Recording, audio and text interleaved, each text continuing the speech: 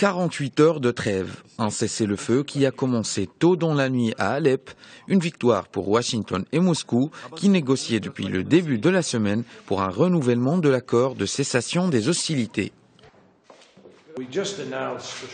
Nous venons d'annoncer pour la 4e fois un accord qui fait partie intégrante de nos efforts pour tenter d'apaiser les violences en Syrie et réaffirmer la cessation des hostilités. Les États-Unis et la Russie ont conclu des arrangements en prenant les termes en considération pour réaffirmer le cessez-le-feu dans la province d'Alep. Il concerne la ville d'Alep et ses environs. Nous attendons le respect de ce cessez-le-feu de toutes les parties, ce qui inclut le régime et l'opposition. Nous espérons qu'il soit étendu à tout le pays.